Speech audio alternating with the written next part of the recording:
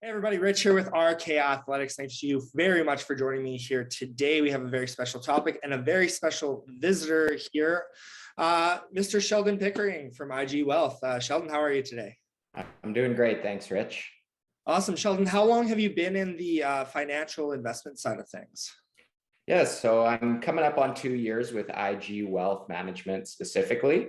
Been interested in finances since I was a little kid, and my mom dragged me into the bank to grab my first investment. So definitely something that I'm passionate about. So since you were a kid, you were investing, hey? Yeah, about 16, my mom made me buy a GIC.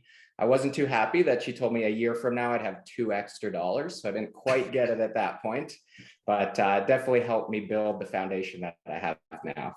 Absolutely. I think a lot of us in our younger years tend to look at that as like, well, I could spend all of it now instead of making like a couple extra bucks off it later. But now we understand kind of how that works. But today we're talking about kind of financial stress and how to relieve that a little bit.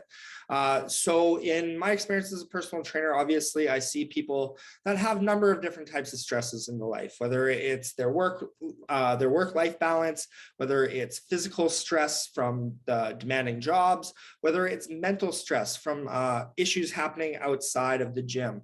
You know, stress is such a big part of life these days, and there's good stresses, but there's also a lot of bad stresses out there.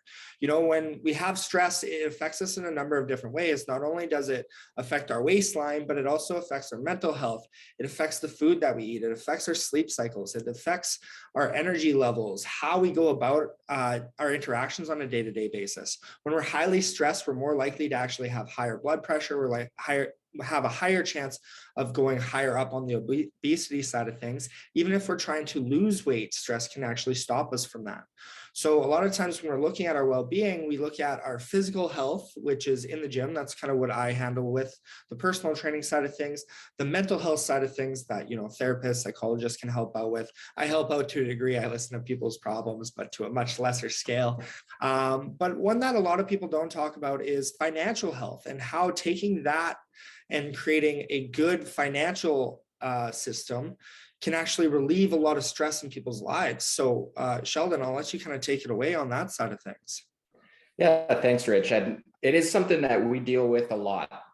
Similar to you, we don't hear about the same types of problems that psychologists would, but money is definitely something that causes a lot of stress, and not just personally, but sometimes in our relationships that we would have with our significant others. And a lot of it just down to how we communicate. And sometimes it seems a little, at least growing up, a little more taboo. Thankfully, my mom was open and willing to talk about it. But some families, you know, I have friends, it's like, what, you talk about money with each other? Like, what is this, right? And just as humans, we have a really hard time thinking about habits and thinking about money and where we want to be 10, 20, 30 years, down the road. That's the same as like dieting or health, working out. And, Dr. Joanna Peets is actually a professor at Carleton University who studies behavioral finance, and finds that there's a lot of things and a lot of influence that come in. So, part of that is what our parents were like with money. What were our influences back then? What have our experiences been growing up? Have we ever lost money? What we have with the market? So, it's a little bit tough. And there's no school for personal finance, right? It's interesting that in some of her studies, she states that in a blind study, if you were asked, what's your monthly spending? Most people actually undershoot that by about 50%, which is pretty wild, right? And so some of that just comes from a lack of awareness or mindfulness. And it's really easy these days with like credit cards and all the ads we see, unsecured lines of credit being thrown at us. It's really easy to find ourselves in debt really quickly, right? Just last year in 2020, the average Canadian actually had almost $23,000 in consumer debt. That's not including any mortgages or anything, right? And sometimes that's on credit cards, right? And it makes it really extremely difficult to pay off.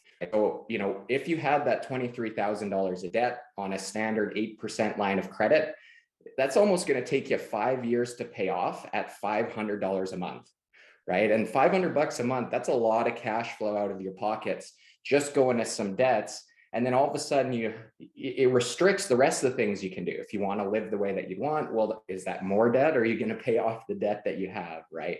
And so I think it really comes down to a lack of mindfulness around our finances.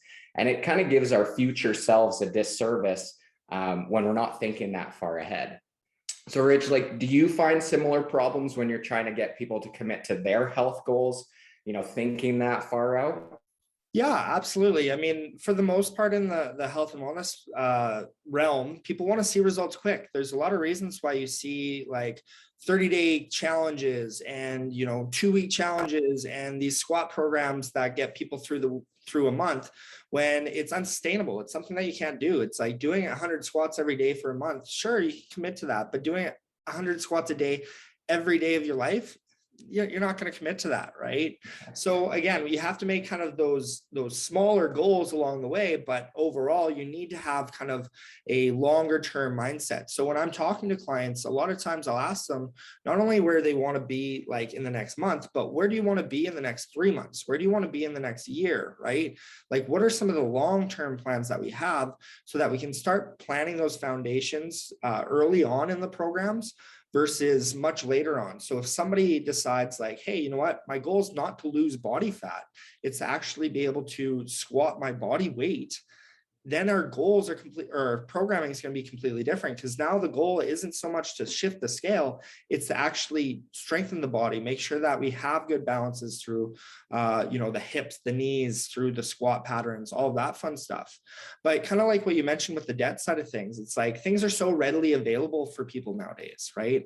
So on the nutrition side of things, it makes it so hard for people to commit to nutrition when you can just grab a pizza, you can go on your phone and you can order dinner rather than sit down and actually make that, spending the time to actually do that, and perceived saving money in that sense when we don't have to go to the grocery store, we don't have to prepare the meals. So that abundance of having things just ready to go and kind of at our fingertips can make it very, very difficult on the health and wellness side of things, especially on the nutritional side of things, to make a change. But then it's also committing to those longer term goals as well, is because with things right by our fingertips, we expect everything right now versus, 3 or 4 months down the line. So time definitely plays a factor into it. It's just trying to relate that to people's goals and try to help them understand a little bit more about their body. Yeah, absolutely. Well, and I know even from personal experience, when you're readily consuming and all of a sudden you step on the scale and it's a lot harder, it takes a lot longer to work it off. And so it's always nice to try to be mindful throughout the process before it gets into a bigger problem. And so, a couple of strategies that I use to help people really try to be more mindful. And some of Dr. Joanna's research actually shows, and there's a lot around goal setting, but it's really trying to put yourselves into your shoes down the road, right? So I like that you said, what do you want in 3 months, 6 months? It's really hard for me when I'm thinking, 10-year, 20-year, 30-year, 50-year time horizons, right? What does 50 years even look like? 50 years ago, nobody even had any of these cell phones in their pockets or computers, video chat, right? And so, one thing that they say is just really try to visualize yourself in that situation. So, what happens when you wake up 20 years from now? How does it feel? What do you want to be doing? Are you in the same house, or have you upsized, right? Are you in the same city, or have you moved somewhere warm, or traveling, right? And so when you can really try to visualize yourself as vividly as possible in that situation, it really helps us get a better understanding of where we need to be. And when we know where we want to be, we can kind of work our way backwards almost, right? And create the little daily habits and, create those habits that will really get us to where we want to be way down those timelines. Is that similar, or how do you have any tips or tricks for your clients to try to really anchor those goals in? No, you mentioned it perfectly. Like the more we're talking, goals are goals when we're setting them, whether it's physical or financial. It's the same approach that we really need to take, right? It's one little habit at a time. It's one little step. You can't expect to, drop 50 pounds overnight. You can't expect to get out of $23,000 of debt overnight, right? It has to be an accumulation. It has to be a change. And it has to be a lifestyle change as well, right? You have to actually commit to things and admit that there's a problem. That's step number one, is admitting that, hey, you know what?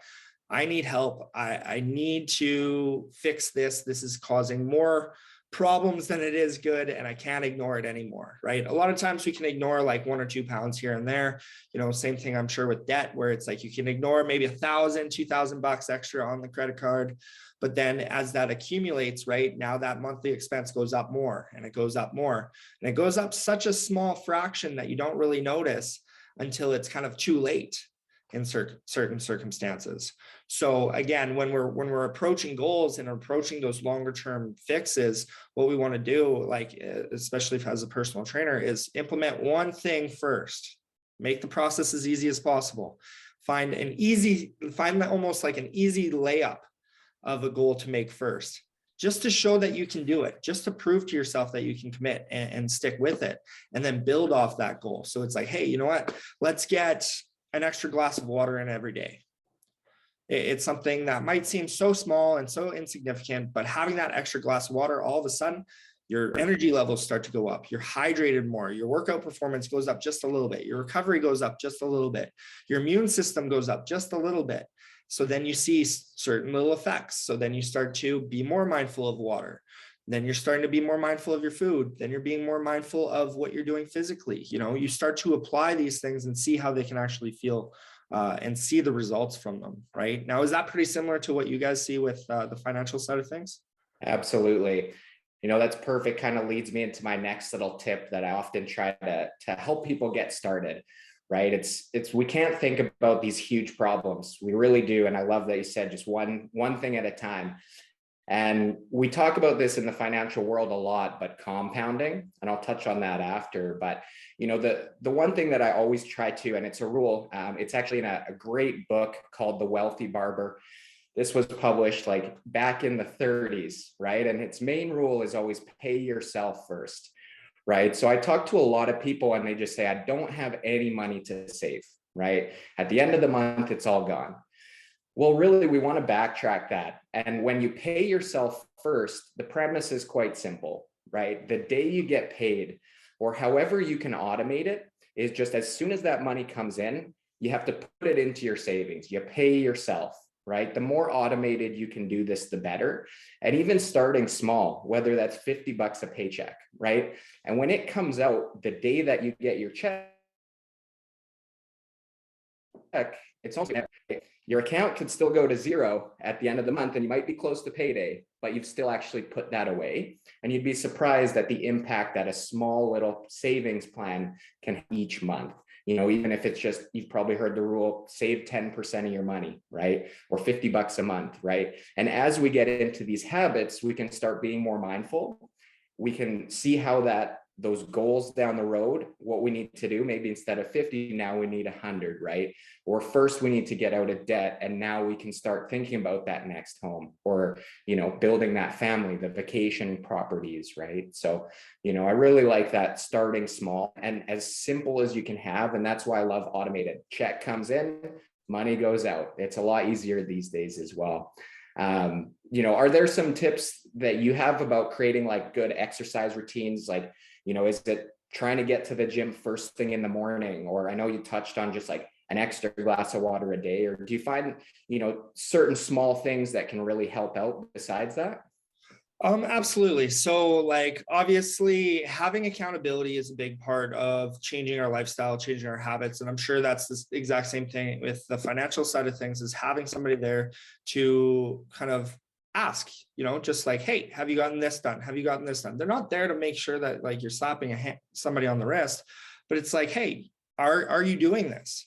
People don't want to say no. People don't want to feel like they failed. People don't want to feel like they've kind of fallen off the map, essentially. So people are going to be more inclined to continue to do these things because they don't want to have that uncomfortable conversation. They don't want to quit on themselves, right? Most people, we all want to feel successful. We all want to feel good about ourselves. We all want to feel great. So again, having those little accountability tips can really help us out. So that's where personal training really comes in handy with the habit building side of things. So if someone's never been in the gym before, having a personal trainer helps show them how to do it, how to make sure that they're doing it safely, making sure that they're comfortable in the gym, which is so overlooked, and just having that friendly face there to help them along the way. It's not a Jillian Michaels situation. A lot of people have that mentality when it comes to personal training, is that, they see these people on TV on like The Biggest Loser, and they're yelling and they're screaming and they're making them do a million burpees. And that's not personal training. That's just show business. That's just them trying to get more views and more people thinking that that's the way that they need to work out. But it's so wrong. Right. So some tips I can give right off the bat is either find a personal trainer that like, and trust, or find a friend that's been going to the gym, go with them and just start getting into that habit. Having that accountability is so great. And having more people involved in that process is awesome, because if that friend falls off, then you have other people to bounce off of. So just telling people about your goals, just being open about them, being a little bit vulnerable, that can be a huge way in terms of just sticking with things. So little tips here and there, like obviously start small, build off that. If you're starting to go to the gym, like go twice a week, just so you get into that habit. Like I said, focus on drinking a little bit more water, increasing protein and content just a little bit, or even just tracking the food coming into in on a daily basis to see where your calories are coming from. Because subconsciously, sometimes, just like our finances, we don't think about that extra, 300, 400 calories that we might have had, whether it's in our coffee or whether it's in alcoholic drinks, or whether it's that handful of chips that we just said it was a handful, but was half the bag, right? We all kind of do it. We all want to think about the best in ourselves. We're all the hero of our own story, essentially. It's just, again, we sometimes need that little bit of a reality check that can come from like unabashed, unbiased information. Right. So those are the small little things, would be like track your food, try to do some type of physical activity twice a week. It doesn't even need to be in the gym. So those would be like the small little habits, at least. What about yourself? Awesome. Yeah, I think same thing. It's, pay yourself first. And really one big thing is like learn about investing. Right. I find like these days, and I'm sure it's similar with fitness, I get all kinds of different 2-week programs and do this or do that. And, I'm sure on everyone else here watching's feed, there's, this new crypto craze and this investment's going to get you rich. Right. And there's one thing that I have found, and talking to a lot of people about money, is that there's no easy way. Maybe you might know one guy that hit it huge in a crypto, but that's an outlier, right? There's people that win the lottery all the time too, not that we know them. And so, really, when you learn to invest properly, it's important, because saving's great, but it's really important that you learn how to make your money work for you, right? We all have careers. There's only so much time in the day, right? So if you're on an hourly job, you only get paid for the hours that you work. Right. And so when you invest, you're taking your money and you're making sure that it's making money for you, whether you're sleeping, eating, whether you're in the gym. Right. And so when you really understand those mechanics and compound interest, you don't need to have these huge overnight changes, or you don't need to get rich quick. Right. It says it best that compound interest is a wonder of the world. Right. So if we can stick to those really small, pay yourself first, get invested, and keep saving constantly, you'd be extremely surprised how big of a difference $50 a week starting, at our age over 20, 30 years can really be. And I love that you touched on that too. It reminds me of a great book by Darren Hardy. It's called The Compound Effect. Have you ever read it, Rich? I'm not sure. I'd have to double check. I've read something similar at least, but I'm not sure if it was The Compound Effect or not. If not, I'll have to get you a copy. But really the premise is simple, right? Is in money, in fitness, in life, right? Small little changes make a huge difference, right? If we can get 1% better every day at something, whether that's 1% more mindful about our fitness one day, 1% better about spending, maybe not buying that one little thing that we don't really need. Over again, 30 years, that 1% a day is an exponential curve, right? So all of a sudden you go from down here to up here by really, really small changes. And it's just a great book that illustrates that. And I really highly recommend that as well too. So, you know, and like you said, as a financial, you know, consultant here at IG, our job is to more be a money coach, right? Having that person to check in with. I think accountability is really key, and having someone in a professional setting that you can talk about your stresses, right? You know, there's no reason that you need to be sitting at home like, I don't know how to work out or go to the gym, or, you know, I'm in huge debt, I can never get out, right? You know, really quick conversations can totally shift your paradigm and create a way brighter future as well. So I guess that's where you kind of come into the whole thing too. Hey, like, so as your role as like a financial advisor, essentially, what are like, I guess, how do you want people to approach this for you? Like, I guess, what information that you give people that are maybe a little bit skeptical about financial advisors? Yeah, absolutely. You know, a lot of people think that financial advisors are just here to look at investments. Where do I put my money? And so that skips out on a lot of those people that might be in debt, right? You don't need to be super wealthy to work with a financial advisor, right? There's advice all over the place that you can get it. You might have heard ads for money mentors and other things. You know, I'm always happy to have conversations, whether we end up working together or not. You know, if you're in a bad spot, I want to help people out of it, right? So you can always find me on Facebook, Sheldon Pickering. Just search me up, IG Wealth Management. I am on Instagram as well. Just search me up, Sheldon Pickering. And on LinkedIn, same thing. Sheldonpickering.ca gets you to your website. I think you'll probably have a link to some of my contact information as well. And so if you feel any stress at all about money, or have questions about investing or real estate, or really just how to conquer debt and create a financial plan, I'd love to have those conversations as well. Oh, that's so awesome. Thank you very much for joining me. I had to check out my bookshelf really quickly, and it's The Ripple Effect that I've read, not The Compound Effect. So I'll have to borrow that book from you sometime soon. Okay, perfect. I'll have to get you. Yeah, absolutely. But again, thank you so much for joining me here today, Sheldon. Any last words for the people listening or watching? Yes.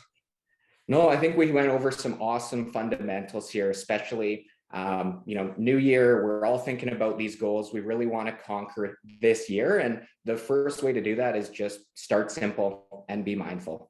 I love it, man. Simple is great. As I've heard multiple times in my life, it's not about what you make, it's about what you save. So again, make sure that you're taking care of your financial health as well as your physical and your mental. Take care of yourself in all different facets, reduce the stress that you have in your life, and live your life to the fullest with RK Athletics. Thank you very much for joining us once again. And we'll be back soon with more video content. Thank you once again, Sheldon. Thanks, Rich.